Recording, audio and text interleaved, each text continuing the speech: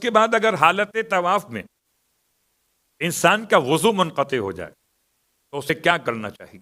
حالت طواف میں وضو منقطع ہو جانے کے بعد لامحالہ وضو کرنا پڑے گا۔ اب وضو کرنے سے پہلے کون سے پانی سے کر سکتے ہیں؟ یہ سوال کیوں آیا؟ اس لیے آیا کہ حرم میں رکھے ہوئے پانی کے کولرز، اس پہ لکھا ہے سقیا زمزم، مبردہ اور غیر مبردہ، ٹھنڈا اور سادہ پانی۔ جو کولرز استعمال ہو رہے ہیں حرم میں، یا جو پانی پینے کے مقامات وال کے اندر دیوار میں بنائے گئے ہیں تاکہ ٹیپس پہ آپ پانی لے رہے ہیں پینے کے لیے، آیا اس زمزم والے پانی سے آپ وضو کر سکتے ہیں؟ جواب جی نہیں، مخصوص پینے کے لیے، اور پینے والے پانی سے آپ وضو نہیں کر سکتے۔ پھر کیا کرنا چاہیے؟ کہ پھر پہلے مشکل بہت تھی، اب حرم کی نئی عمارت میں ایسے مقامات اندر بنا دیے گئے کہ جہاں پر انسان وضو کر سکتا ہے، اس لیے بغیر قافلے کے جانے والے اور عام افراد حرم میں جانے کے بعد ذرا حرم کو چیک کر لیں، تاکہ اگر مشکل پیش آئے تو آپ کے پاس یہ معلومات تو ہوں کہ وضو کرنے مجھے کہاں جانا پڑے گا۔ ہماری مشکل یہ ہے کہ جب مصیبت آ پڑتی ہے تب ڈھونڈتے ہیں کہ وضو خانہ کدھر، صلوات پڑھے محمد، پہلے نہیں ڈھونڈتے۔ اور چونکہ بظاہر میری معلومات کے تحت میں وہاں کوئی ایسی علامت موجود نہیں جو باہر صحن سے آپ کو انڈیکیٹ کرے کہ وضو خانہ یہاں پر ہے، ابھی تک تو نہیں ہے، ہو سکتا ہے لگا دیا انہوں نے۔ تو کیا مطلب ڈھونڈنا پڑے گا؟ ڈھونڈنے کا مطلب وہ جہاں سے اتر کر سیڑھیاں آپ مطاف صحن میں داخل ہوتے ہیں، وہ جو کورڈ ایریا ہے اس کے اندر وضو خانے موجود ہیں، صرف وضو خانے ہیں، اس کے علاوہ طہارت خانے موجود نہیں ہیں۔ لیکن اگر وہاں تک نہ پہنچ سکیں تو پھر اپنے ساتھ اپنا پانی خود رکھیں، چھوٹی بوتل میں وضو کے لیے پانی رکھیے اور وضو کر لیجئے۔ اس کو کہتے ہیں 3 چلو کا وضو۔ یہ بہت ساری ایسی باتیں کہ جو حرم میں عبادت کے عنوان میں ہی نہیں بلکہ ساری زندگی کام آتی، خاص طور سے اگر صبح کی نماز انسان لیٹ آنکھ کھلے، سحری بہت تگڑی کر لیجیے، اور سحری تگڑی کرنے کے بعد نیند بھی تگڑی آئی، اب اٹھائے گا کون جب 2 تگڑی باتیں جمع ہو جائیں، سحری اور نیند، اور اس میں پھر وہ اٹھتے اٹھتے ایسی آنکھ کھلی کہ اب نماز قضا ہونے کو ہے۔ اب اگر وضو خانے میں یا واش روم میں گئے تو نماز قضا ہو جائے گی۔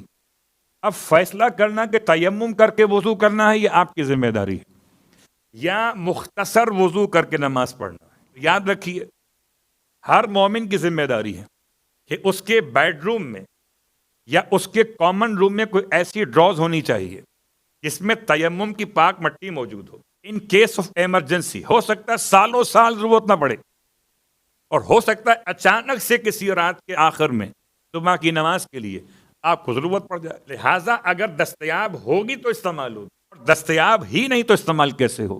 تو 3 چلو کا وضو، یعنی 1 چلو سے آپ کا چہرہ دھل جائے، 1 چلو سے آپ کا دایاں ہاتھ دھل جائے، 1 چلو سے بایاں ہاتھ دھل جائے۔ مولانا وضو کیسے ہوگا؟ اتنا مختصر پانی ہے۔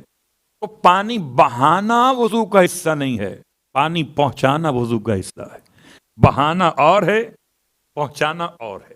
یوں سمجھیے کہ جیسے آئل ملا جاتا ہے چہرے پر یا ہاتھوں پر، تو آئل بہایا نہیں جاتا، پہنچایا جاتا ہے۔ ایسے ہی آپ چاہیں تو اسپرے بوتل سے بھی وضو کر سکتے ہیں۔ اسپرے بوتل کا فائدہ کیا ہے کہ صحن میں مطاف کے اگر آپ یہ کام کر رہے ہوں تو پہلے تو ماشاءاللہ آپ اہل بیت کے ماننے والے ہیں، آپ کا وضو اتنا خوبصورت ہے کہ کہیں کسی کو کوئی کراہیت آتی ہی نہیں ہے، اتنا ہی کافی ہے۔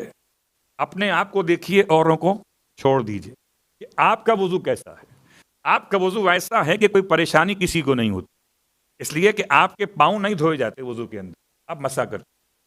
تو آپ نے اسپرے بوتل کو یوز کرنا ہے، یہ آپ کے ہاتھ میں اسپرے بوتل ہے، فرض کر لیتے ہیں آپ نے اسپرے کیا اوپر پیشانی کے اس مقام پر جہاں سے بال اگنا شروع ہوتے، اتنا اسپرے کیا کہ اس کے ڈراپ یہاں تک چہرے پر دکھائی دینے لگے یا محسوس ہونے لگے، ورنہ اتنا ہو جائے کہ آپ اگر ہاتھ یہاں پھیریے تو یہ پانی کم از کم اس طرح جیسے آئل ملا جاتا ہے وہاں پورے چہرے پر پہنچ جائے۔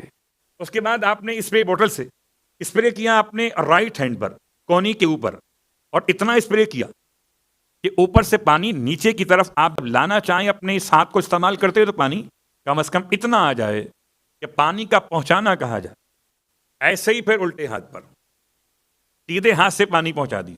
یا تو چلو بھر کے کر رہے تھے، اگر ٹیپ کے پاس کھڑے ہوئے تھے، بیسن کے ساتھ کھڑے ہوئے تھے، اور اگر آپ کے پاس اسپرے بوٹل تھی تو آپ نے اس کو یوز کیا. اس کے بعد اب جب آپ نے اپنا یہ بایاں ہاتھ بھی دھو لیا تو اب سر کا مسا اور پیروں کا مسا.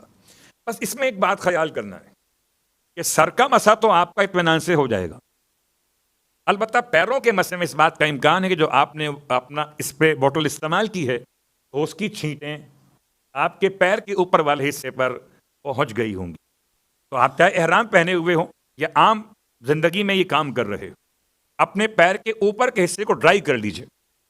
ڈرائی کرنے کے لیے اگر آپ نے ٹیشو استعمال کیا تو جو ہاتھ میں تری وہ نکل جائے گی، تو ٹیشو کا استعمال چھوڑ دیے فی الحال کچھ دیر کے لیے، اور اپنے ہی کپڑوں کو استعمال کیجئے اپنے پیروں کے اوپر والے حصے کو ڈرائی کرنے. جسٹ لائک جیسے آپ نے یہ کیا کہ رائٹ والے پاؤں کو آپ نے لیفٹ والی اپنی شلوار پر یا احرام کی چادر پہ مس کر لیا.